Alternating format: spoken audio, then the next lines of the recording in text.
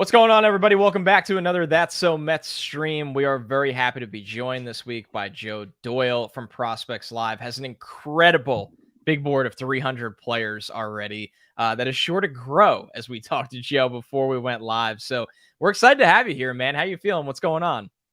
I'm good, man. Thanks for having me. I like talking draft this early in the year, get the juices flowing a little bit. Yeah, so do we. And before we jump into this upcoming draft, which is undoubtedly going to be a big one for the Mets, we wanted to touch base on the 2021 draft, which was, an interesting time for this team. Everybody really excited about Kumar Rocker falling to the Mets selection and then ultimately not being signed for what everyone could safely assume was medical reasons. So I just kind of wanted your take on that whole process of, he did fall, but I know for some people it wasn't the biggest surprise, and then not signing and now being back in this upcoming draft, but not appearing not as high as last year's. Yeah, I mean, in terms of the process itself, I don't think I can say anything that hasn't been said already. Kumar and Scott Boras and his camp took the risk of not providing his medicals to any teams pre-draft, and then once it got to the Mets and New York decided that it was a good enough risk to kind of take that sort of a player right around that pick 10 mark. The medicals failed. They deemed that the medicals failed, and there's not a lot more that can be said about that. In terms of, do I think the Mets should have signed him for $6 million? Yes. I think Kumar Rocker, even if he has to go under the knife and have Tommy John surgery, which I don't know, I'm just making an assumption or, kind of reading the tea leaves. It's still a $6 million arm. It's still a top of the rotation guy, and we'll see whether or not history favors that decision by New York. In terms of where we have Kumar right now, we have him kind of right in that top 25, top 20 range. And a lot of it just is predicated on his health. I am a firm believer that if Rocker has an elbow injury, he should still be a top 15 pick this year. If it's a shoulder, then I think it gets a little muddier and the conversation needs to go a little bit farther. So obviously after Rocker, they went with Canadian high school righty Calvin Ziegler, and then Dallas Baptist right-hander Dominic Hamel. So just to close out the 2021 draft, what were your thoughts on the rest of the Mets picks and, just some guys that stand out to you from their class? Yeah, the top of the Mets class, not landing Rocker, not landing your first round pick is always going to crush your draft, right? There's not a great way to recover from that. But I did think that the guys that New York selected in that 2, 3, 4 round range were really good picks. I loved Calvin Ziegler. I thought he had some of the best pure spin stuff, some of the best breaking ball potential in the class. He only came and pitched in the United States for about 4 or 5 months against top tier competition when he came out of Canada. And it was explosive stuff. The fastball continued to tick up. I think he's going to be a really fun project for this team. Dom Hamel, I wrote a story about Dom Hamel right after the draft, or maybe it was right before the draft, but metrically, one of the sexiest fastballs in the class. I mean, it'll absolutely eat up bats at the top of the zone. And then JT Schwartz might end up being the best pick out of this entire class. One of the best pure hitters in the 2021 draft class. The batted ball data, I mean, his exit velos aren't insane, but JT Schwartz can cover everything. He covers the entire zone. He covers spin. He covers fastballs, off-speed pitches. The guy is a pure hitter. And if New York can find a way to get him healthy enough to move maybe to left field, there's a ton of value in that pick. So you go down the list a little bit more. Mike Vasil is interesting if they can get him a little bit more squared away, stay in the strike zone a little bit. And then you go all the way down to Wyatt Young from Pepperdine. I thought that was a really interesting pick, and I think he has the chance to move pretty quick. All right, so I want to jump into the absolute beast that is the top 300 players in the upcoming class. And, just the first thing that stood out to me in the intro is, just the thought that this is a good crop of college hitters, right? And it's not just like two guys at the top that on draft day, every fan is going to know their names. It seems like there are just multiple big time bats in this draft. So who are the guys that fans need to know right away that are probably just going to absolutely rake this year and could see themselves cemented as the top 10, 15 picks? Yeah, there's a trio of high school hitters at the top that I'm sure everyone is aware of at this point. Drew Jones, the son of Andrew Jones, Yeah. Braves great. It's not there yet. It is an extremely, extremely projectable frame. 6'3", 175, 180. He looks like what Byron Buxton looked like. There's still some hitches in his swing and his timing mechanism, but if he gets that straightened out, which I genuinely just think reps will achieve, Drew Jones could be the best player in this class, and he certainly has the most upside, I would think. Elijah Green has been famous for 2 or 3 years. Massive power, some of the biggest power we've seen from the high school circuit in quite some time. Quite a bit of swing and miss, but that can also, iron itself out here in the spring. And then Tamar Johnson, maybe the best pure hitter that we've seen in terms of high schoolers in the last, I don't know, decade. His height, his position, he's 5'7", 5'8", 190 pounds already, might be a second baseman. The bat is going to be very important for him this spring. That's the high school side. On the college side, we're in love with Chase Delotter. He's an outfielder from James Madison. He's an absolute mammoth. I mean, 6'4", 235-pound left-handed hitter, 70 grade raw power to all fields. He's a 60 runner at least. The only thing with Delotter is he hasn't been doing it that long. He tore up the Cape, but he's at James Madison, so he's the type of guy that you need to go out and see, hit 400 at James Madison and hit for power and just dominate that competition. So those would be the guys at the top. And then, like you said, there's a lot of really good college hitters in this class, and it probably goes 8 to 10 deep on the college bat side. Much healthier than last year.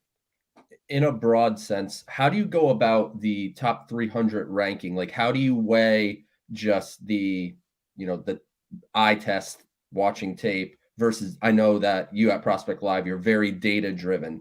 And then, of course, performance has to factor into some level. So how do you weigh those three things when you're evaluating and putting together that list? Well, that's a good question. It's tough because once you get past the top 150, a lot of it does become minutia. It becomes industry conversations and things like that. Because the guys that are really blowing up the metric data sheets are going to be represented a little bit higher. But we have 3 pillars at Prospects Live. The first one is live looks. We've got guys in Florida, the Carolinas, Texas, the New England area, me on the West Coast, California, and also up in Michigan, Illinois, Indiana. And so we get a lot of live looks. We get a lot of film. We try to study that as best we can. And we combine that with the film that we have access to on a program called Synergy, which captures everything across all levels. We use data. We try to differentiate guys, like a good one would be Jace Young this year or Brooks Lee this year. Kind of similar players in terms of build. Who's doing more damage to the baseball? Who's covering the zone? Who's not expanding the zone?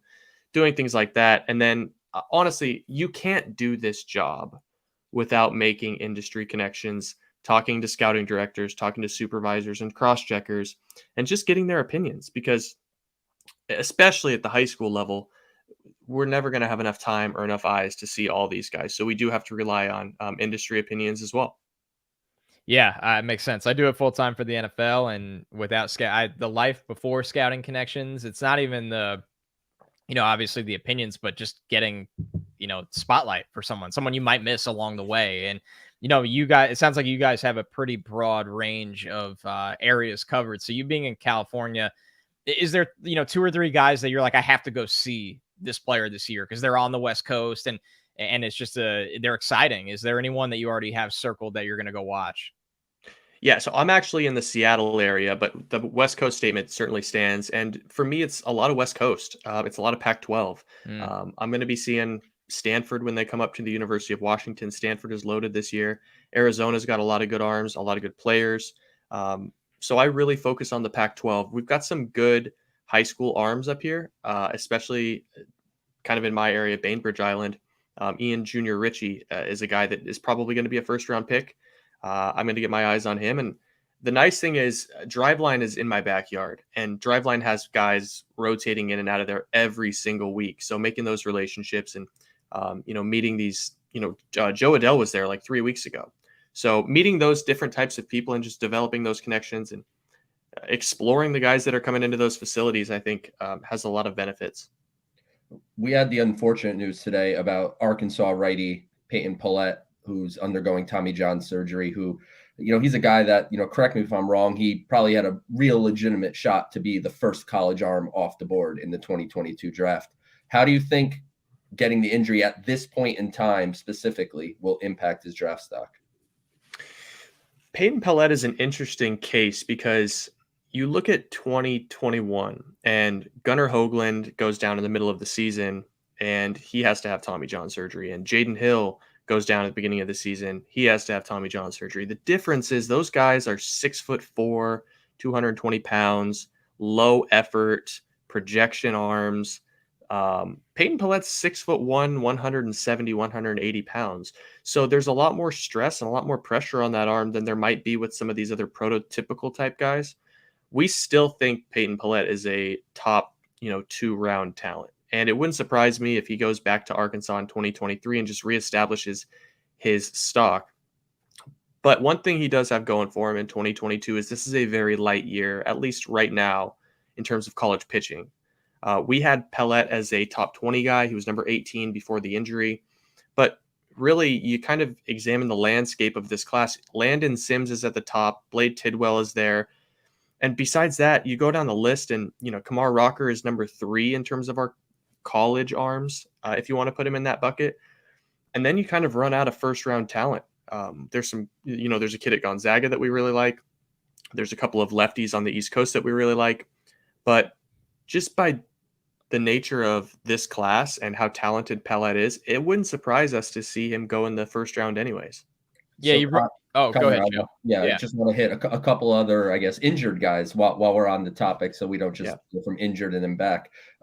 Conor Priela and Reggie Crawford. What do you think about them? I know Reggie Crawford, he'll touch 100, but he's basically never pitched before. So kind of run through those two and where you think, their stock is headed. If there was one guy in this class that I think could surprise a lot of people on how high he goes, it might be Reggie Crawford. You just don't find lefties that can touch 102. They just, they don't exist. He was showing starter traits on the Cape. He's got a dynamic breaking ball. He's got feel for a changeup. So whether or not he gets picked after going down with Tommy John, and he's an accomplished two-way player too. So maybe you can flirt with the bat as well. Prelip, I'm a little bit more hesitant on just because talk about the guy that's never pitched. He only made 4 starts and they were against, I don't remember the schools, so don't quote me on this, but it was schools like Stony Brook, schools that are good, but they're not going to set the world on fire. And while he dominated, the fastball was like 93, 94. The slider was excellent. It's an excellent slider, but I just don't know if the fastball quality is, especially with the Tommy John surgery, what a team might be willing to pay first-round money for. So Reggie Crawford, wouldn't surprise me if he gets popped in the top 15, just totally comes out of nowhere and goes in the top 15. Prelip, I think, is probably more in that 30 to 50 range. And then Paulette, if I were a betting man, I would say probably in the 40 to 60 range. As Mets fans, we're used to keeping an eye on Mississippi State pretty closely at this point. Basically, the Mets just draft from there all the time. And obviously, you brought up Landon Sims earlier, who is ranked as one of the top pitchers on your board. I know he's been a power reliever for a while now, but is making a move to a starter. Is that how, can you see that projection being his case long-term, or do you think that everybody's looking at him as just a dominant reliever, or is this move for real? And what is that? I know obviously he throws absolute heat. Everybody's watched him play at a high level, but what else is there to be excited about with him? So Landon Sims, he has the best 2-pitch combo in this class. It's a 70 grade fastball with elite metrics. It's a 70 grade slider with fairly elite metrics. His command of the pitches is unreal. That guy can throw the fastball at the shoulders, at the letters, however he wants. And the slider, he dots low and away better than just about anyone in this class. The questions on Sims will be, what's he look like over 6 innings? And can he at least flash the ability to throw a changeup? In terms of the former, when he pitched in relief last year, he was going 2 innings, 2 1/3, 2 2/3, and he wasn't losing anything. He'd go 45, 50 pitches. So scouts that I've talked to, evaluators that I've talked to, do like his chances of being able to sustain over 5 or 6 innings, 90 to 100 pitches.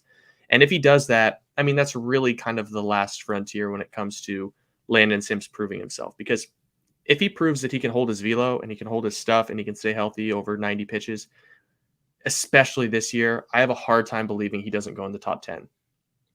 We haven't talked about high school arms yet, and at least much. You mentioned J.R. Ritchie and a couple other guys, but let's just go right to the top. Tell us about Dylan Lesko. How's he compared to, a Jackson Jobe from last year and, some other high school arms that went really high in the last few years? That's a good question. I've had these conversations with my co-writers at Prospects Live and some different evaluators. I think the guy that people like to stack him up against is Mick Abel. I think he's better than Jackson Jobe. He's got 5 pitches. He's got a way easier operation. He's up to 99 already. Feel for 2 breaking balls and a really good changeup. Dylan Lesko is how you build him, is kind of what they'd say.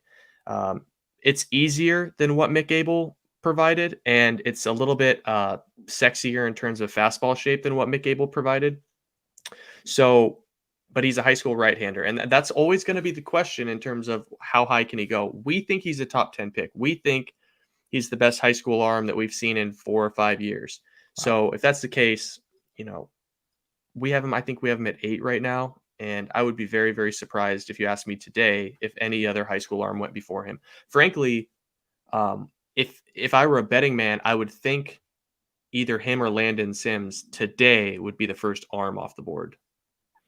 Looking at the guys that, aren't projected to go in the first round right now, who's a name that you look at and go, man, if everything comes together, this guy can skyrocket. He could be outside the top 40, top 50 right now. But you just look at the tools and the traits and just haven't necessarily seen it all on the field yet. But, one big year and everybody will be talking about this guy nonstop. Let me give you 2. And I think it's they're polarizing. One's a pitcher and one is a hitter. The pitcher that I think is most interesting that everyone is in wait and see mode is Carson Palmquist. He's a lefty out of Miami. He's got Chris Sale type traits. He's got the really wonky, deceptive delivery, but he's been a closer. He's been a closer for 2 years at Miami, and he's been absolutely shut down. But he's 6'4", 200 pounds. He's got a dynamite changeup and a wicked slider to go along with a fastball that's been up into the high 90s. The delivery works for Chris Sale. It conventionally doesn't work for other people. So scouts want to see what he can do over the course of long innings. If he can hold the command, if he can continue to throw strikes and flash all 3 pitches, Carson Palmquist could be a top 15 pick. The 2 guys that I think are most interesting, I'll give you one that probably won't stand out too much. I do think Justin Crawford, Carl Crawford's son at Bishop Gorman in Nevada is really interesting. 6'3", 175-pound frame, slasher, kind of like his dad was, but with a little bit more raw power. He's an 80 runner. He's going to stick in center field. Excited to see how he comes out of this winter in terms of physical development, whether or not he's hitting the ball very hard. The guy I want everyone to watch out for, though, is a kid out here on the West Coast. His name's Henry Bolt. He's out of Palo Alto, 6'3", 195-pound center fielder. He's a plus runner. I think he's a plus hitter. And when you're talking about a center fielder that's 6'3", has the potential to hit 270, has the potential to hit 280, 25 bombs, is a Texas commit. That's a high school bat that I really think we could see go from, a 3rd round to a 2nd round to all of a sudden, this Henry Bolt kid, he might be a top 20 pick. When you said you were going to give us a hitter and a pitcher, I thought you were just going to combine them both and give us Walter Ford. That's where I thought you were going. Walter Ford is something else, man. Yeah. That kid has some of the most explosive stuff that I've seen in the last few years. It's just a matter of if Walter Ford throws his breaking ball for a strike in the spring and continues to pound the zone with his fastball, he's maybe the 2nd or 3rd best high school arm in this class. Like, the stuff is so good that I could see him going in the top 10, top 12 if he throws strikes. He's very young, just 17. The Mets now are going to have the extra 1st-round pick, of course, because of not signing Kumar Rocker. They're likely to get 2 compensatory picks. They already got one for Noah Syndergaard going to the Angels, and they're probably going to get one with Michael Conforto likely signing elsewhere. Tell our viewers how important having those extra picks can be when putting together a draft strategy. And obviously, the simple answer is more picks, more players, but you have the bonus pool allotment and how flexible you can be. So really kind of summarize how creative the Mets can be this year. It's massive. I mean, it's absolutely massive. You look at the only team that I can compare it to last year that even had a semblance of this was the Pirates. So they got a compensatory B pick, and I think the Tigers had a similar situation, but it's not the ability to pick more players. I mean, that inherently comes with having more picks, but it's that extra money that you get to spend and spread across those players that really makes it so you can do a lot of things. I mean, last year, with all of the money that the Pirates had, they were able to grab the number 1 overall pick, Henry Davis. They saved money there, and then they were able to grab 3 back-to-back-to-back extremely high upside high schoolers. So these high schoolers, they're not going to sign unless you give them, first or second round money. So the ability to have extra money from those compensatory picks that you can spend in the second round, in the third round, in the fourth round, it really makes for an exciting draft day. So if I were the Mets, if I were to guess, because this is such an explosive, exciting year for high school arms, I would guess that their first pick is going to be a college arm because the Mets desperately need close to the majors pitching, right? But then I would look at the Brandon Barrieras. I would look at the Walter Fords. I would look at the exciting high upside high school arms that fall into their lap just because nobody can pay them, and the Mets jumping on those guys. It's a good year to do it. So obviously this is an event that there's an effort finally by the MLB to grow the MLB draft. We've seen the transition of even from last year and what it's becoming. And, you've been covering this long enough. And what do you think that they're missing right now to turn this into definitely a growing event? There's more eyes on it. I think fans of teams, we know it from just covering the Mets. Mets fans care about the draft now. What do you think they need to do to take this to the next level where it's just a monster? Yeah. I mean, innately, the MLB draft is always going to lag behind the NBA and the NFL because these guys don't hit the big leagues right away, right? I mean, that's the industry that we deal with. But there are things that Major League Baseball can do to make this more interesting, and especially with a new collective bargaining agreement. I think the ability to trade picks is such low-hanging fruit. There's got to be ways to do it. There's got to be ways to do it to protect competitive balance. You don't want to see the Yankees just buying up the top of the draft every year, or the Mets for that matter. Yeah. But the ability to trade picks, maybe you can only trade your first pick. Maybe you can only trade picks once every 3 years. It's a good way to get fans interested, especially for teams like the Yankees, the Cardinals, the Mets. These teams that always are picking, or the Guardians that are always picking in that 15 to 25 range, and they never really have access to the top of the draft. You give those rumors a swirl and have teams start bidding on top 5 picks. Man, I think that makes things really interesting, and it's another way for teams to trade guys off the 40-man roster, get a little bit of flexibility, and improve their draft experience as a whole. So that would be my first move.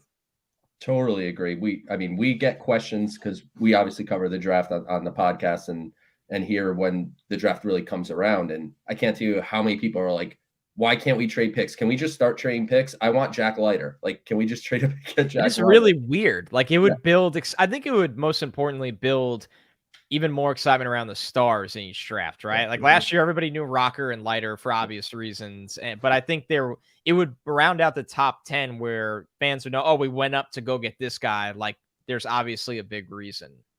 Yeah. And here's the thing. Oh, go ahead. Rocker doesn't last until 10 if you trade picks. There's no way.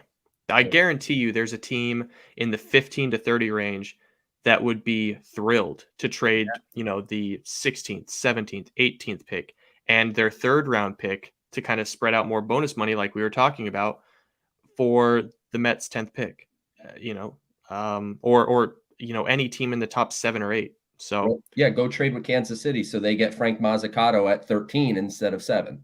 Perfect example. That's a perfect example. Yeah. And then not only do you give them Frank Mazzucato at 13, you give them another $800,000 to spread out in the second and third round. Another thing for me that just from a TV perspective, they got to find a way to get more kids to go to this thing. Like at the NFL draft, you have everyone go up, shake Goodell's hands, take pictures holding the jerseys. I thought moving it to All-Star Week helped that because obviously the draft was always in the midst of the College World Series. Like I distinctly remember the Mets drafting Pete Alonso out of Florida in the second round, and then the next day putting on ESPN, and he's up at bat for Florida.